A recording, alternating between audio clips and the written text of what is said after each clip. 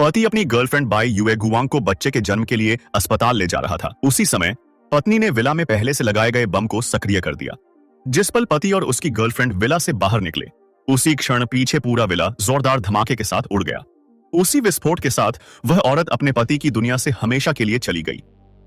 एक हफ्ते पहले तक वही औरत अपने पहले बच्चे के सपने देख रही थी, लेकिन तभी पति की गर्लफ्रेंड बाई युए गुआंग अपने दो दोस्तों के साथ चेहरे पर मास्क लगाकर आई। बिना एक पल सोचे उन्होंने उस औरत पर बेरहमी से हमला कर दिया। हाई हील्स से उसके पेट पर तब तक वार किए गए जब तक जमीन खून से नहीं भर गई। आखिरकार उस औरत ने सिर्फ अपना बच्चा ही नहीं खोया, बल्कि जिंदगी भर के लिए मां बनने का हक भी छिन गया। जब पत्नी ऑपरेशन थिएटर में जिंदगी और मौत से जूझ रही थी, तभी पति अपने दोस्त से कह रहा था कि वह पुलिस स्टेशन जाकर उस चालाक औरत के पक्ष में बयान दे। यह सुनकर दोस्त को गुस्सा आ गया और उसने कहा, यह गलत है। लेकिन पति गिड़गिड़ाने लगा, उससे सच छुपाने की भीख मांगने लगा।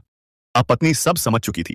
उसने कभी सोचा भी नहीं था कि उसका पति किसी दूसरी औरत के लिए उसके साथ ऐसा कर सकता है। उसने मन ही मन तय कर लिया कि ठीक होते ही वह उसे हमेशा के लिए छोड़ देगी। लेकिन उसे यह नहीं पता था कि उसके गर्भपात के पीछे एक और दिल तोड़ देने वाला सच छुपा है। कुछ दिनों बाद पति अस्पताल आया। उसने दुखी होने का नाटक किया और कहा कि यह सब उसकी लापरवाही की वजह से हुआ है। उसने झूठा वादा किया कि वह पूरी जिंदगी उस बच्चे की कमी पूरी करेगा। पति को डर था कि अगर पत्नी को सच्चाई पता चल गई कि वह अब कभी मां नहीं बन सकती, तो वह टूट जाएगी। इसलिए उसने झूठ कहा कि आगे चलकर उनके और बच्चे होंगे।